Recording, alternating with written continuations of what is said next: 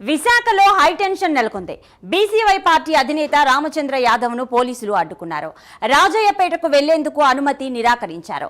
Court అనుమతి ఉన్నా ఎందుకు అడ్డుకున్నారని రామచంద్ర నాయక్ ప్రశ్నించారు. పోలీసులతో రామచంద్ర యాదవ్ వాగ్వాదానికి దిగారు. దీంతో హోటల్లో ఉద్రిక్త వాతావరణం నెలకొంది. మరోవైపు రాజయ్యపేటలో నిరసనలు కొనసాగుతున్నాయి.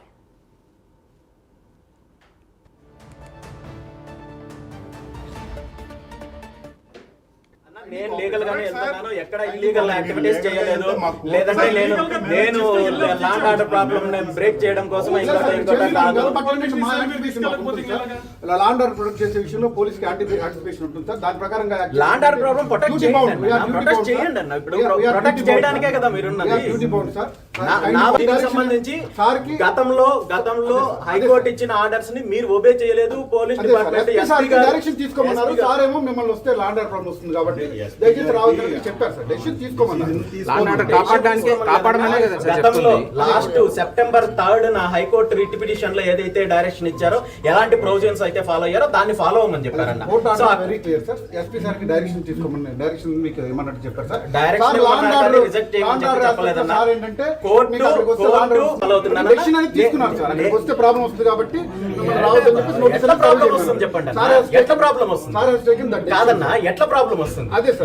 నేనేమన్నా వెపన్స్ పట్టుకొని పోతున్నానా లేదంటే యుద్ధానికి పోతున్నానన్నా? కాదు కదా. లాండ్ ఆర్డర్ ప్రాబ్లం మీ ఇష్యూ అన్న, మీ బాధ్యత అన్న. బాధ్యత ప్రకారం ఏంటంటే ముందే మేము చెప్తాం సార్ మీకు. కరెక్ట్ కాదన్న, ఇది కరెక్ట్ కాదు. లాండ్ ఆర్డర్ ప్రాబ్లం చూపించి నన్ను అడ్డుకోవడం కరెక్ట్ కాదు అన్న, కరెక్ట్ కాదన్న. ఆయన ఇంటి దగ్గర వెళ్ళి అదే డివిజన్ లో జగన్మోహన్ రెడ్డి గారు నిన్న విజిట్ చేశారు కదన్నా, మరి ఆయనకి రాలేదా law and order problem? Law and order problem ఇప్పుడు ఒక 1000 మంది రైతులు, 1000 మంది మత్స్యకారులు ఉన్న చోట లాండ్ ఆర్డర్ ప్రాబ్లం ప్రొటెక్ట్ చేయనట్లయితే, మరి ముఖ్యమంత్రి గారు 1,00,000 మందితో మీటింగ్ పెట్టినప్పుడు అక్కడ లాండ్ ఆర్డర్ ప్రాబ్లం రాదన్నా?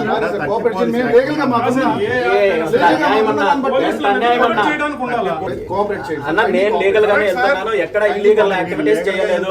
లేదంటే నేను లాండ్ ఆర్డర్ ప్రాబ్లం ఏర్పాటు చేస్తామని, ఇక్కడ ఉన్నటువంటి మత్స్య సంపద నాశనం చేస్తారని, ఇక్కడ ఉన్నటువంటి జీవన ఉపాధిని మొత్తం దెబ్బతీస్తారని చెప్పిన నేపథ్యంలో ఇక్కడ బల్క్ డ్రగ్ పార్క్ ఏర్పాటు చేస్తే దానికి వ్యతిరేకంగా కూడా ఇక్కడ ఉన్నటువంటి అందరం కూడా నిరసన కార్యక్రమం చేయడం జరుగుతూ ఉంది. ఇప్పటి వరకు కూడా పెద్ద ఎత్తున నిరసన కార్యక్రమాలు ఇక్కడ జరుగుతూ ఉన్నాయి.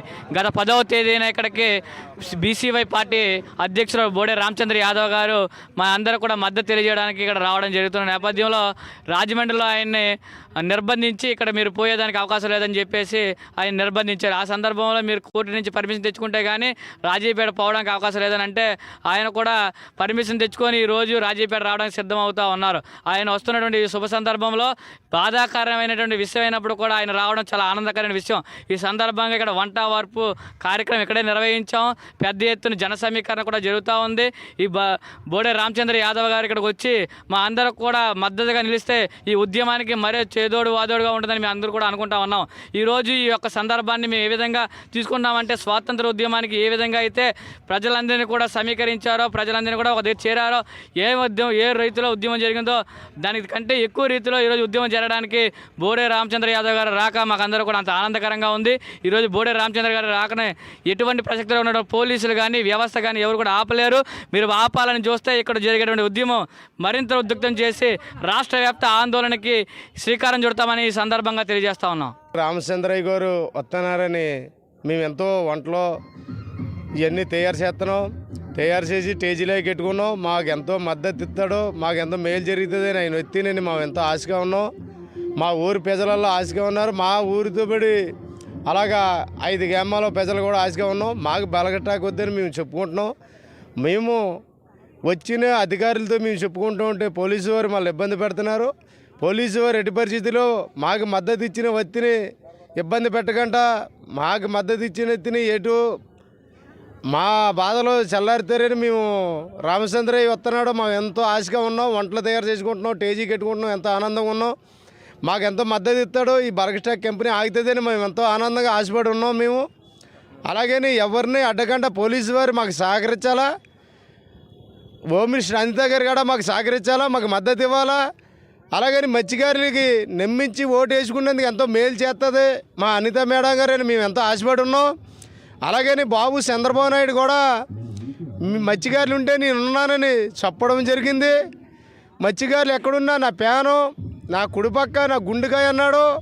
బాబు నుంచి ఎంతో ఇయ్యాలకి కూడా మాట చేరకంట ఎంతో ఆనందంగా మేము చూసుకుంటున్నాం. మాకు బలగంట కట్టకంట ఆనందంగా ఏరే కంపెనీలు ఏది కట్టుకున్నా ఉపయోగిస్తాం, కానీ మా మత్స్యకారుల జీవితాలు పట్టుకొట్టొద్దు. అలాగే వచ్చిన ఎట్రో వాళ్ళే అనేక రకాలతో మా ఆడబిడ్డలు బాధలు పడుతున్నారు. పిల్లలు పుట్టకంట కిడ్నీ లేతోది, గుండె జబ్బులతోటి, క్యాన్సర్తోటి బాధపడుతున్నారు ఎట్రో వాళ్ళే.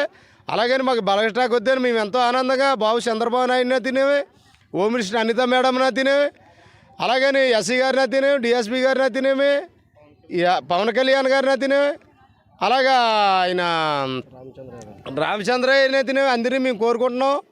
ఎంతో ఆశగా మేము ఎంతో మత్స్యకారులు ఎంతో ఆనందంగా ఉన్నాం. మాకు బలగ స్టాక్ కంపెనీ వద్దని మరీ ఆనందంగా సెలవు తీసుకుంటున్నాం. మండలం రాజీపేట గ్రామంలో గత 30 రోజులుగా ఈ ధర్నా కొనసాగుతున్న సంగతి రాష్ట్ర వ్యాప్తంగా అందరికీ తెలిసిందే. అయితే పోయిన ఆదివారం రామచంద్ర యాదవ్ గారు, బోడే రామచంద్ర యాదవ్ గారు మాకు మా ధర్నాను మద్దతిస్తూ రావడానికి ప్రయత్నిస్తే పోలీసులు అడ్డగించి మీకు పర్మిషన్ లేదని వెనక్కి తిరిగి పంపించడం జరిగింది. దాని మీద ఆయన కోర్టుకు వెళ్ళి పర్మిషన్ తీసుకొని ఈరోజు వస్తారన్నట్టుగా పిలుపునిచ్చారు. అయితే ఆ కోర్టు పర్మిషన్ ఇచ్చినప్పుడు కూడా పోలీసు వారు దాన్ని మా ఊర్లో చాలా సంఘ వ్యతిరేక చర్యలు జరుగుతున్నాయని ఆయన అడ్డగించే ప్రయత్నం చేస్తున్నారు. అయినప్పుడు కూడా ఆయన వస్తానైనా మాకు ఖచ్చితంగా మాట ఇవ్వడం అయితే జరిగింది. ఆయన వస్తారైనా ఆశిస్తున్నాం. ఎందుకంటే మా బోటు వాళ్ళకి సపోర్ట్ చేస్తే మేము మరింత ఉద్యమం ముందుకు తీసుకెళ్తామేమో. ఈ ఉద్యమాన్ని ముందుకు తీసుకెళ్ళకుండా అడ్డగించాలనే ప్రయత్నంలో ప్రభుత్వం మమ్మల్ని చూస్తుందండి. ఎట్టి పరిస్థితుల్లోనే మాకు మద్దతు ఇచ్చే వాళ్ళని మీరు మా గ్రామం రానిచ్చినా రానివ్వకపోయినా ఈ ధర్నా అనేది ఎప్పుడు కొనసాగుతూనే ఉంటుంది. ఎప్పుడు వెనకడిగేసే ప్రయత్నం అయితే మా రాజీపేట గ్రామం కానీ మత్స్యకార గ్రామాలు కానీ ఏవి చూడట్లేదు. ఎప్పుడు ముందుకు కొనసాగాలనే ప్రయత్నంతోనే ఈ బల్క్ ట్యాగ్ని ఖచ్చితంగా ఆపాలనే ప్రయత్నంతోనే మేము చూస్తున్నాం. మా బోటు వాళ్ళకి సహాయం అందించడానికి వాళ్ళందరూ మాకు వస్తూ ఉంటే అడ్డగించే ప్రయత్నం ప్రభుత్వం చేయడం ఎంతవరకు సభని ఈ సభాముఖంగా మేము ప్రశ్నిస్తున్నామండి. కోర్టు పర్మిషన్ తెచ్చుకున్నా సరే రానివ్వకపోతే ఇక ప్రభుత్వాలు ఎవరి మాట వింటాయి? చట్టాలను కాదని, న్యాయాన్ని కాదని మీరు అతిథులుగా మీరు రాజకీయ నాయకులు చేస్తూ ఉంటే ఇంకా మేము ఎవరిని ఆశ్రయించాలి?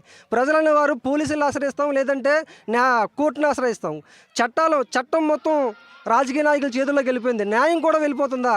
న్యాయం చెప్తుంది ఖచ్చితంగా మీరు అక్కడికి వెళ్ళండి, వాళ్ళకి మద్దతు ఇవ్వండి అని చెప్పేసి న్యాయకోర్టులో మాకు ఆయనకు పర్మిషన్ ఇస్తే వీళ్ళు ఇష్టారీతిగా ఎస్పీ గారు అంటారు రాజీపేటలో సంఘ విద్రోహ శక్తులు ఉన్నాయి, అక్కడికి వెళ్తే మీరు లా అండ్ ఆర్డర్ ప్రాబ్లం వస్తుందని చెప్తారంట.